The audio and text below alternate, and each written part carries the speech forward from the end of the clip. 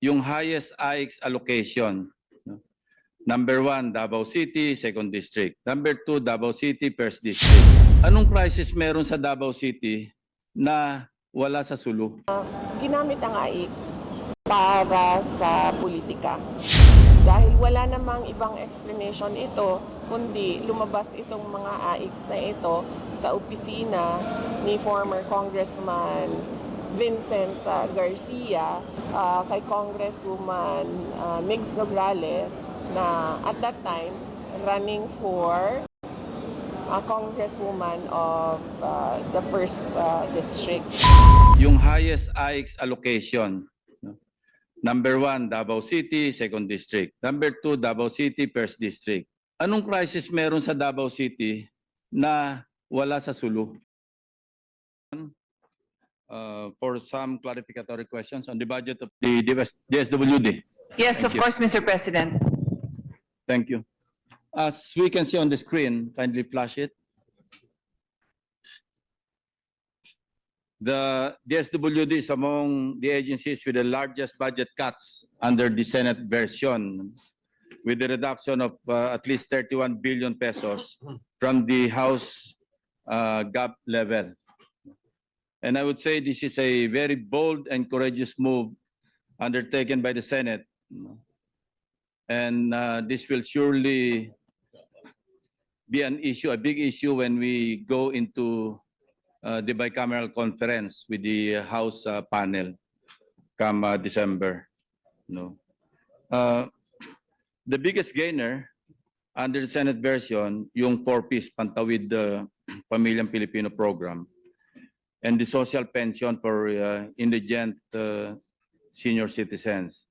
While the biggest loser, yung protective services for individuals and families in difficult circumstances, or AIX, sa national and of course sa National Capital Region. Now, the direction of my interpellation, Mr. President, yung ayuda programs, particularly yung AIX. Ito, i-breakdown natin yung historical, not historical, but yung flow ng changes, no? Yung cuts. Protective services for individuals and families in difficult circumstances, from the 27 billion level sa NEP, it was increased to 59 billion under the House version. But the Senate version practically brought it back to the NEP level.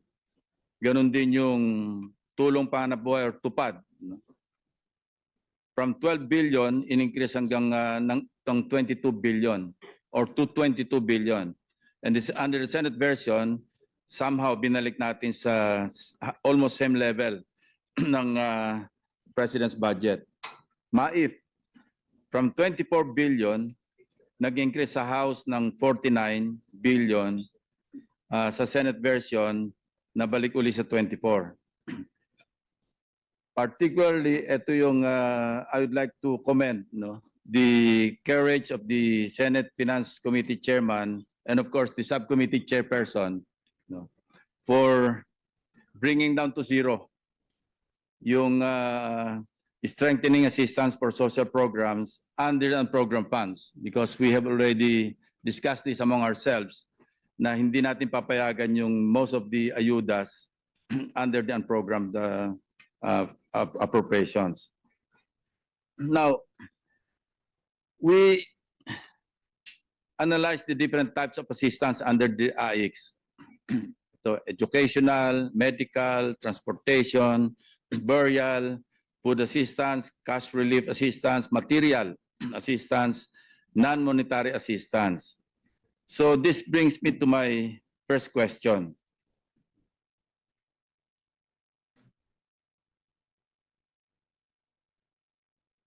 How does the DSWD ensure that the AIX beneficiaries do not overlap with the beneficiaries of these other programs, meaning yung programs under the 4Ps? Ito yung current assistance programs implemented or being implemented by the DSWD. 4Ps, social pension, sustainable livelihood program or SLPs. Of course, meron ding AIX, yung kalahi, supplementary feeding program, emergency shelter assistance or ESA, financial assistance for solo parents, etc. So paano natin ma-ensure na walang overlapping? Kasi pare-pareho eh. Pag tinignan natin AIX, tinignan natin yung 4Ps and the other programs, halos magkakapareho sila.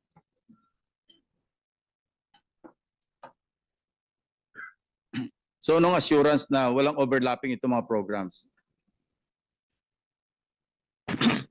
Okay. Mr. President, the 4Ps beneficiaries, by law, they are defined and they receive financial assistance because of the condition that they are in. So they have children that go to elementary. There's a certain amount that goes to that age. Because of that age, when they're high school, there's a different amount. So yung 4Ps beneficiaries, they are still allowed to receive AIX. So if they were, because the AIX is available still to them, despite them being 4Ps beneficiaries. The overlap that is not allowed is AIX and ACAP beneficiaries. But for the record, this Congress, this budget does not have any ACAP. But when it existed, they were not allowed to overlap. Now, I can only speak on behalf of the other agencies because I know I know what the definition of those programs are, like MyFIP, because I handle the budget of DOH. It is for medical, it's medical assistance. So they can also receive that. As we all know, a lot of the medical expenses are huge. So whatever they receive for MyPIP is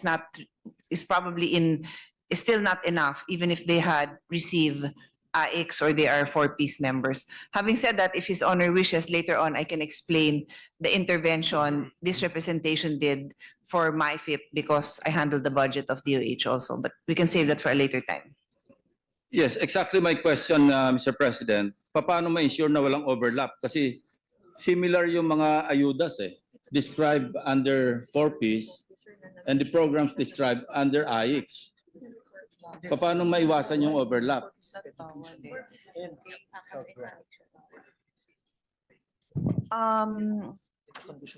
Generally, if you look at the description, they differ from each other, but there is nothing that prevents one beneficiary to get assistance from another, again, because either the need is great or that the need is different. So for example, a solo parent, may financial assistance siyang nakukuha, possible one time it's for medical, possible for another time nagkaroon sila ng crisis situation, and that solo parent could also be a 4Ps beneficiary. So that is where they may technically be requesting for funds from these different funds. But I repeat, according to the Secretary, what is clearly not allowed is AIX and ACAP. Pero malaki pa rin yung pondo ng AIX And as I said, may overlaps Magkakapareho yung programa or similar, at least similar. So ang tanong ko is, paano na monitor? Kasi yung 4Ps wala akong problema, it's data driven Merong database yan Merong program, may batas, may nagagraduate, may pumapalit. Ang AIX wala I'll give a quick response and then the Secretary would also like to add to this. Actually, Mr. President, for the record, this representation did not recommend additional AIX to the chairman of the Committee on Finance. So, na-retain natin yung budget ng NEP, We did not carry the budget of the GAB.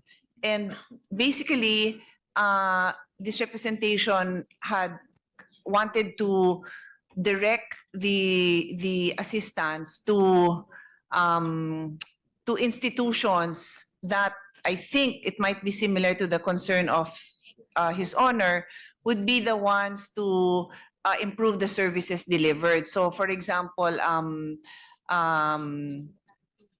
for the supplementary feeding, we would increase that so that you wouldn't have parents requesting for AICs because of the food dahil nga dinagdagan natin ang program for supplementary feeding, no? So that was the idea, Mr. President. However, after the committee report, the subcommittee report was submitted, that's when Bagyong Tino happened and Bagyong Uaw happened. And that's when you could see the need was like overwhelmingly, in our face. Kailangan na kailangan, and I personally visited some of these areas, wash out yung mga bahay because of early warning. Lives were saved, but they lost everything they had. So it is very likely that they could have been previous beneficiaries, pero yung need pa rin na mag-deliver ng assistance sa kanila, nandun pa rin. So this representation also changed the recommendation, and this is also after consultation with some colleagues, because this will be up to the body naman po, Mr. President, if the body would like to add to the AICs. Kasi nakita ko yung need, and I trust I had discussions, more than 2 discussions with the secretary na masisigurado ba natin madi-deliver ito, because we also had reports that there were some LGU personnel who were getting a cut from the financial assistance that was being delivered to the people. Sabi ko, hindi ko kayang makasupport ng programang ganyan. But the secretary assured us that he will not tolerate it and that they have measures in place to prevent it. And so that amendment of mine stands because, as I said, it's up to the body if we will push for that. But that's the main reason, because of the fact that we are just really getting hit left and right. And I'd like to believe that DSWD is in the best position to assist our people during these times of crisis and calamity. Okay, thank you. But Okay, the short answer is, wala tayong assurance na hindi dodoble ang tatanggapin. yeah. But I do believe that the need is there. So how do we register that properly para alam natin that I will ask the secretary now. For his Even assuming for additional- a while na walang overlapping. Okay, even without accepting, assuming na walang overlapping. Paano naman natin ma-ensure na na magko-complement yung mga programa By the very nature kasi. with each other? And corollary to that, Mr. President, can we ask the number of unique beneficiaries para malaman natin kung yung program na nare-reach yung target? Meron tayong listahan? So, Mr. President, as far as DSWD is concerned, we can easily differentiate each of the programs, no? Yung AICS is a protective measure, yung crisis situation. You're stepping in to protect them because there is a crisis that happened. It's a social safety net. The 4Ps and the SLP and the Kalahi, they are promotive programs or otherwise known as development programs. The idea is to induce a certain behavior. As I said, there are conditions. So if you have a child of this age, you bring them to school. And because you are doing your part by bringing them to school, you will get this allowance. That also includes you bring your child to the health center for the vaccination. So it's inducing a behavior that is good for the family. And then the last one, Mr. President, the supplemental feeding. Well, as the name itself tells us, it's a feeding program. So within these programs of DSWD, they can have overlapping, the beneficiaries may receive from more than one program because they are different programs. Kaya nga po, meron ba tayong unique para makita natin yung overlapping? Kung massive o... Yes, they have, Mr. President. They Okay. can provide. Yeah, thank you. Marami ba? So pakita ko lang ito yung point ko, Mr. President, that I'm trying to drive at. Okay. Ipakita namin yung historical data ng AICS allocation from 2020 to 2025. Yan. Kung madali mapansin to, Mr. President, pagka election year, lumolobo yung AICS. 2022, 2020, 1.2 billion. 2021, 3.6. Pagdating ng 2022 election year, 5.3. Nag-spike.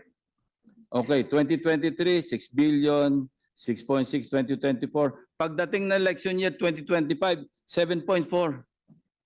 So ito nakita natin yung pattern. Ginagamit ito sa politika, not really intended na tulungan yung talagang nangangailangan.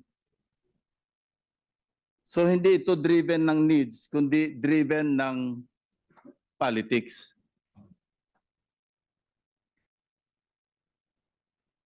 Now, how do we correct that? Kaya nga, tinitingnan natin, baka may overlapping, and worse, baka may double. Nag-overlap na, nagdoble pa sa isang individual or certain groups of individuals. And mamaya, may papakita kong case study, not necessarily case study, but particular or specific instance or instances na talagang naabuso yung AIX in terms of distribution.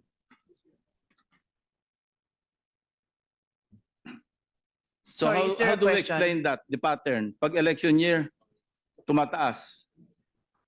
Nag-i-stabilize pagka walang eleksyon. Hard to explain, Mr. President. Well, what the secretary says is the trend really is upward. So if you look at the numbers No, what I'm between- saying is upward nga, pero sinundan lang yung 2022, nag-maintain siya, pero nag-spike na naman siya ng 2025. The pattern that I'm trying to show is pag election year, lumolobo ang AIX. Why? From what I saw this year, Mr. President, because I only handed the DSWD budget this year, yung request ng DSWD nandun talaga. So to speak on behalf of the agency I represent, tatanggapin talaga nila yung request for additional funds kasi they are always requesting. So to answer His Honor's question, baka maraming legislators na nagre-request pag election year, di ko alam, no? Baka ganon ang That's nangyayari. exactly my point, Mr. President. It's But not the sila need-based. tatanggapin nila. So, but to say, Mr. President lang, na it's politically driven, kasi sila, matagal na silang humihingi. Taon-taon humihingi sila. Baka napapansin lang sila pag election year. Siguro ganon. Kasi on record naman po yung request nila. Pero yung AIX, di ba, para mas kinangailangan to noong COVID-19 era. Diyan ito talagang yung parang na-pronounce yung kanilang yung necessity kasi maraming nawalan ng trabaho, may tupad tayo. May AIX kasi talagang crisis situation. Marami nawalan ng hanap buhay. That's why ang laki Marami ng jump. nagsara. Oo. So kung titingnan natin 2020, malaki na nga yun At saka 2021, ito yung COVID period. Yes. The jump is from 1.22 to 3.62 now for the 2021 Could there be- 2021 budget, Could there which is the first pandemic year, is more than 2 billion, 1.2 to 3.6. So almost 200% ang nadagdag. The following year, 21 to 2022, almost 2 billion din naman ang nadagdag doon. pero wala ng pandemic Meron pa, sir. 2022 Yeah, pero naka-mask pa tayo. Pababa na, nag-open na yung economy. But I mean, even after Dapat ang that, trend, susundan natin yung crisis, dapat medyo bumaba, pero tumaas well, anyway, I'm just reading the numbers, no, na at naaalala ko, naka-mask pa ako ng 2022 kasi nag-attend din ako ng conference abroad, naka-mask pa rin yung mga tao. So, nandun pa rin naman kahit papano. And then in 2023, His Honor's observation is correct na, ayan, hindi na an election year, medyo maliit lang yung jump, no? It's less than 1 billion. Then the following year, it's only 100 million. And then after that, ito 2024 to 2025, it is less than a billion. So the biggest jump, in fairness, was really the pandemic. That was really the biggest jump. As His Honor properly says, that's when you should see the need The highest. to add, Mr. President. I will not belabor the issue kasi mahirap i-defend yan, Mr. President, kasi kitang-kita naman yung pattern. I understand that you have to defend the budget, pero we're trying to drive at the same conclusion sana na dapat ayusin natin yung budget Ako, I'm all for ayudas, but dapat data-driven at saka may programa talaga. Hindi yung whimsical, arbitrary, and politically motivated. Yun lang po yung ayaw natin. And nag-usap na kami ni Chairman Sherwin dito. And we are in agreement na dapat it's about time na medyo streamline natin. Kasi this is being abused eh. Mr. President, just for the record, no, we were reading from the numbers under client served. The numbers are allotment, but it doesn't change. It doesn't change His Honor's observation that the big jumps are during the Thank you. 2022 to 2025. Thank you, Mr. Same President. pa rin naman yung observation Now, nun. another issue sa AIX. Meron kaming data rito ng as of September 2025, yung highest AIX allocation. Number 1, Davao City, 2nd District. Number 2, Davao City, 1st District. Number 3, Batangas 1st. Antique Lone District. Bukidnon 3rd District. Cagayan 2nd District. Cagayan 3rd District. Albay 2nd District. Pampanga 3rd District and Zamboanga 2nd District. Now, ang lowest, Sulu 2nd District. Yan ang pinakambaba. Ito naman ang lowest 10. No? Sulu 1st. Ayan, nandyan din. Yan. Okay. All the way down to Negros Occidental, 3rd District. Ang tanong ko, anong crisis meron sa Davao City na wala sa Sulu? Anong crisis meron sa Batangas na wala sa Sultan Kudarat? Ginamit ang AIX para sa politika. Dahil wala namang ibang explanation ito, kundi lumabas itong mga AIX na ito sa opisina ni former Congressman Vincent Garcia na merong kandidato na si former Councilor Javi Campos sa 2nd District na kalaban ng mga Duterte. At sa 1st District naman, through the PBA party list, kay Congresswoman Migs Nograles na at that time running for Congresswoman of the 1st District. So, dito makikita natin na ginamit sa politika yung AIX, ginamit sa mali yung pera at sana ay tingnan din nila yung mga iba pang congressional districts ng mga congressman na pumirma sa impeachment. Dahil nabanggit na ito, di ba, na binayaran through the budget ang mga pumirma sa impeachment binayaran through the budget ang mga members of the House of Representatives para pumirma sa impeachment. So, sana ay wag lang nilang tingnan ang Davao City dahil alam naman natin ang sagot dyan. Ginamit nila ang AIX to fund congressional candidates that were backed up by Speaker Martin Romualdez.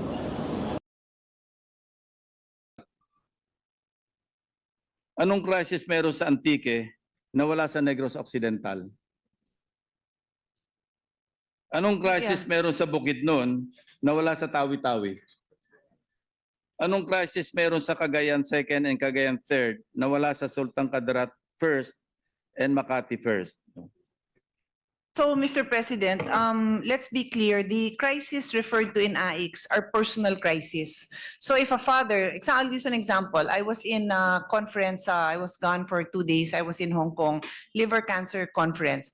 And that was one of my very first advocacies. If a father is hit by that kind of cancer, whether it's liver cancer, lung cancer, any other, hindi makapagtrabaho, may crisis po yung family. Kasi hindi nakakapagtrabaho. Baka si father kukuha ng MyFIP or pupunta sa health center at mag-a-avail ng PhilHealth. Pero yung kawalan ng income ng family, then that is where they can avail of AIC. So when we speak of these areas, I would say, Mr. President, all over the country, there are families in crisis, personal crisis. So these are Meron talaga. personal crisis. Yes, Mr. President. I Not mean, to be group. clear, the program is for personal and Yeah. more public crisis, to personal be or clear. family. Yes, yes, personal or family. So my question is, does the DSWD maintain a disaggregated data indicating from the total number of IX beneficiaries, ilan yung naka-receive ng assistance individually at ilan yung na-serve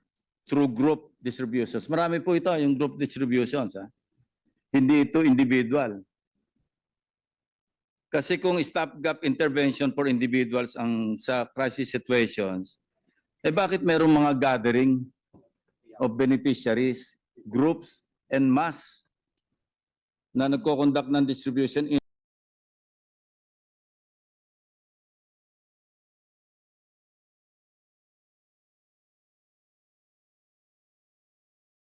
public setting? May program pa. May senador minsan, may congressman na nandun na dapat wala silang pakialam doon kasi wala naman silang pakialam sa implementation. I would not question it kung DSWD personnel ang nandun or even local officials, but not senators and congressmen. Ito yung panggrupo eh. Magpunta kayo doon sa lugar na individual ang distribution. Wala masyadong congressmen, wala masyadong senador doon. Magpunta kayo sa large gathering na distribution, yung group beneficiaries, nandun ang mga legislators. So what does that tell you? It's all political, Mr. President. So, Mr. President,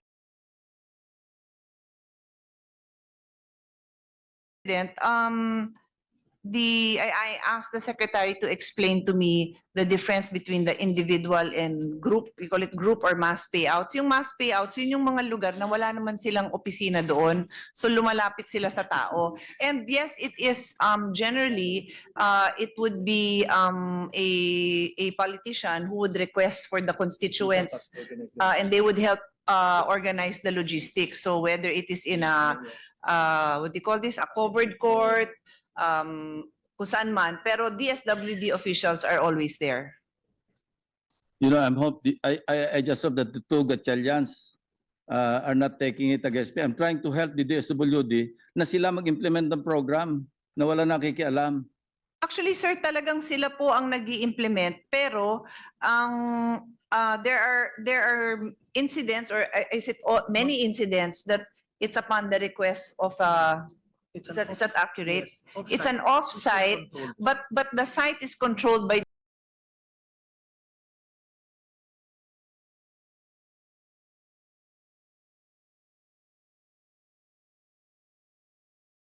I'm not aware, and the secretary confirms that there are always not just the presence of DSWD, but they run the distribution. That is what the secretary assures us, because if His Honor will recall, I mentioned that one of my reasons for not adding to the budget of AIX was because of the reports I got that yung inaabot sa tao, may nakikialam pa't may makikihati pa. So nagagalit ako doon kasi... Pupunta tayo dyan mamaya later, Mr. Oo. President. So but that was one of the main reasons. So when I brought it up to the secretary, doon din niya na-explain sa akin na, number one, there is always DSWD personnel there and they are in charge. Kung may mangyayari mang ganon, after, pag alis, doon sila sinusundan. But just to say that is why I had the secretary explain to me what is the meaning of the offsite or the group mass payouts, Mr. President. Well, medyo nasagot nyo na yung itatanong ko sanang susunod, pero hindi naman ako satisfied. Tatanungin ko na lang ulit. Ano? Please do, kasi mukhang pareho concern natin. Pareho naman ang direksyon natin, Mr. President. No doubt. No? Kaya we're trying to correct the situation or yung mali. No? Ano yung rationale ng gathering beneficiaries en masse para mag-conduct ng distributions in large public settings? Ang tingin ko rito, I'll make my own conclusion. Ano? Ito yung tinaturn natin yung programa into a political event. Tapos nagre-reinforce ng patronage sa politics. No? You may or may not agree with me, but that's my observation and that's my conclusion. Kasi nandun yung legislator eh. Tapos nagpapasalamat pa sa congressman. Pasalamat po tayo kay senator. Pasalamat tayo kay congressman. Dahil kung di sa kanila, wala tayong didistribute ngayon. Hindi po ba nangyayari? Alam nyo, meron kami mga nakatago mga video. Hindi ko nalang papalabas kasi baka mapaaway na naman ako sa ating mga kasamahan. Hindi ko lang ipapalabas dito, but it's really happening. And I hope we can put a stop to this and just allow DSWD, the DSWD family, to do their own, to accomplish their own mandate na walang pakialam kasi nape-pressure din sila eh. And I think the good secretary will agree with me. May mga pressure na dumarating sa kanila. Kung saan lugar magsasagawa ng, yung distribution en masse or yung public gatherings. Sila pa yung pinagpo-produce siguro ng tao eh, or maybe the mayors. Mag-produce sa mga tao. Kaya lumolobo pagka election year eh. Kasi kailangan merong gathering, kailangan magkampanya, kailangan ipakita na namimigay. My point, Mr. President, is, it's time we put a stop to this practice and just allow the SWD to do their own thing, Mr. President.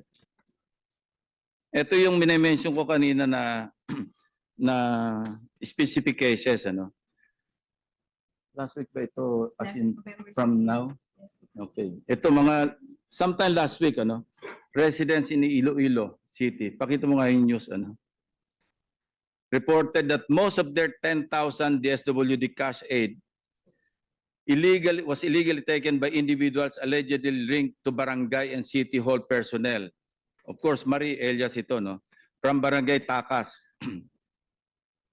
Said that a supposed staff member of a barangay Kagawad took 8,900 pesos.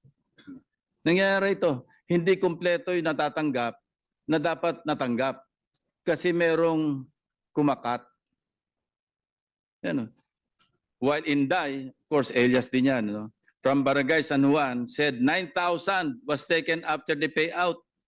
Minsan nga hawak na ng beneficiaries, papipilahin pa para isoli yung So, 10% lang nakukuha ng beneficiary. Yung 90% nandun sa bulsa ng mga nangasiwa. Otherwise, hindi sila masama sa listahan. And we know this is happening. Kaya nga ang importante, Mr. President, like the 4Ps, dapat talaga may data eh. May programa, merong tayong datos, meron tayong pag-aaral, meron tayong pinapag-graduate, nakagraduate yung anak kasi merong educational assistance, nakapaloob doon sa 4Ps, etc. etc. Pero doble-doble na nga eh. Meron na tayong educational assistance under 4Ps, meron pa tayong educational assistance under AIX. Meron din tayong medical assistance under 4Ps, meron pa tayong MAIF. Yung MAIF, guarantee letters yan eh. Ng politiko. As much as 100,000. Ba't hindi na lang natin ilagay sa programa ng universal healthcare? Para naman makagraduate tayo from low or medium to high end. Kasi ngayon parang I understand, bumalik pa tayo from medium, bumalik pa tayo sa low eh. Kasi kulang ng pondo. I'm not trying to lecture here, but these are all relevant information that we are sharing with the body para na sa gayon makorek natin, maremedyohan natin yung mga malpractices, if I may say that. The gentleman's concerns are noted. The secretary is also listening. Just to also, for a quick response, the secretary said the thing with the data is that it's also difficult to predict or impossible to predict where the next crisis will happen on a per family basis. So there would be, I think, from my perspective, Mr. President, I think we can estimate what this is from the totality of the population, just knowing how many poor people we have. We have, ano ba tawag doon? Food poor, poor. We can estimate that. Pero kung saan sila, that would depend. It could be a geographical crisis, so you can reach them geographically in the same area, or it could be personal crisis spread out all over the country due to inflation, due to hard times. So DSWD would just need flexibility for that. And then on the second point, on the news, this is exactly the discussion that I've had with the secretary. Concern talaga din nila yan nung nabalitaan nila, and they are currently investigating it. Ito rin talaga yung trigger ko as the subcommittee chair na hindi ako kampante na magbigay ng additional ayuda kung ganyan lang naman ang mangyayari. But the secretary emphasizes that yung ganitong nangyayari pagkatapos ho yan ng official process nila in giving the funding, inaabangan. Tapos katulad nga ng sinabi that the gentleman from Cavite said, exactly what happens, parang inaabangan sila after to Reimburse. Yeah. reimburse or Reimburse, get, quote unquote. Yeah. yeah, To extort, actually. to extort. I think that's the actual term, to extort from these poor people. Otherwise, they will not be listed in the next distribution. Yun yung threat eh. Anyway, Mr. President, no? Moving on, yung Ateneo School of Government,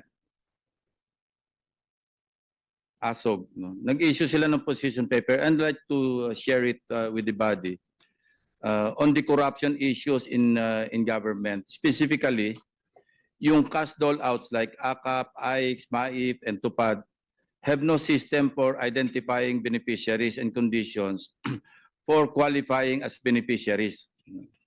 Moreover, greater role and discretion are given to politicians in selection of projects, beneficiaries, and amounts of assistance, and visibility in the distribution of cash. The ASOG highlights that social services are headed towards becoming a matter of utang na loob instead of not as a matter of right. Yun ang end state na gustong ma-achieve ng politician, utang na loob, para maalala sila pagdating ng eleksyon. So, hindi ito nagseserve ng purpose na yung nangangailangan talagang bigyan. Binibigyan para magkaroon ng utang na loob. Now, anyway, my next question, Mr. President, is... Mr. President, I'd just like to make a reaction also to that, no? In our letter to the chairman of the Committee on Finance, wherein we recommended that we stick to the NEP value of the AIX. Precisely, we indicated the reasons that we also hear from these, not just the NGOs, but also academicians on the best way to allocate these funds. The recommendations are our programs are people-centered and sustainable, such as, number one, the social pension for indigent senior citizens. 2, supplementary feeding programs for children. 3, establishment of regional Bahay Pag-asa facilities. And 4, subsidy for accredited private social welfare and development agencies and capacity building of social workers. For the record, Mr. President, we supported all of that. Lahat ng sinabi ko, ginawa ho natin. We recommended to the chairman that these programs be given added funds, and the chairman was able to support our intervention. So I just need to spread that into the record na talagang may ginagawa naman tayo with the full support of the SWD. These are programs that they want to improve on. We are doing that. But like I said, this was my letter, my first letter. Following that, in conversations that I had with our own colleagues, they expressed the heart-wrenching scenarios that we see on the ground with people who were devastated by these big calamities. And of course, the need continues even for those who, like we said, have personal calamities. Thus, as I said, the body can decide if they still want to add to the AIX. That's for the body to decide, Mr. President. Kasi talagang humihingi pa ng pondo ang DSWD, despite us being able to also provide more support in these programs. And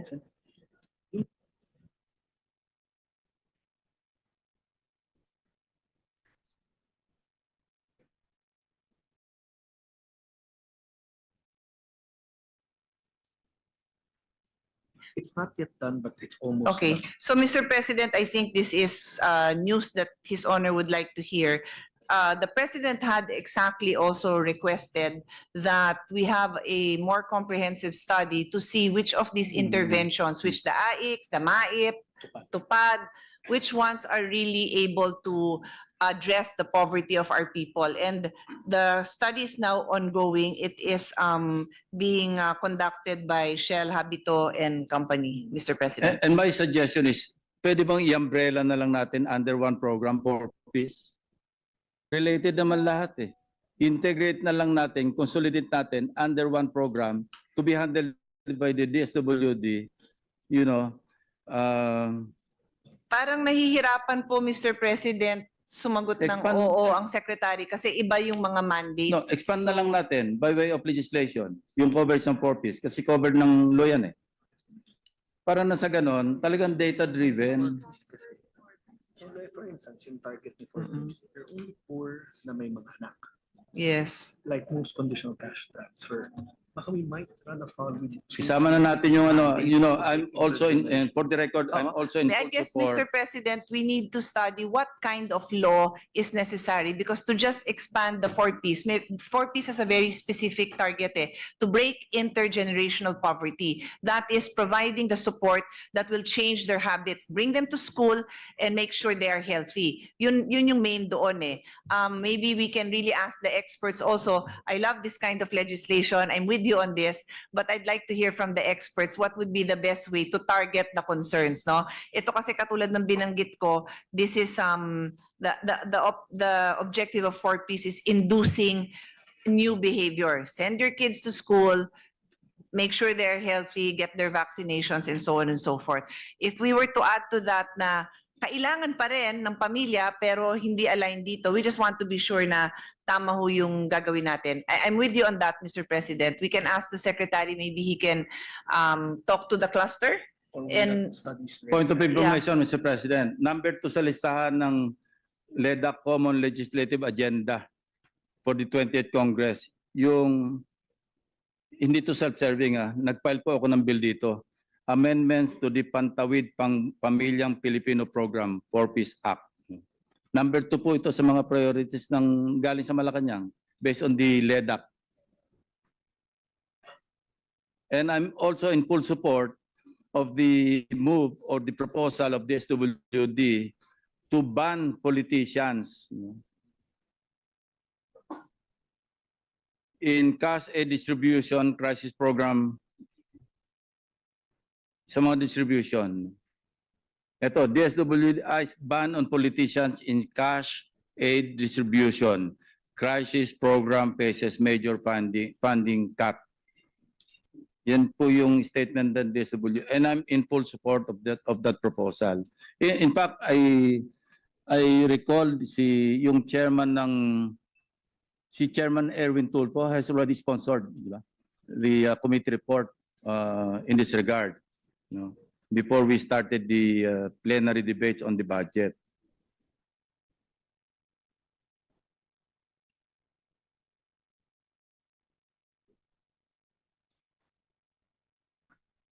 Yeah.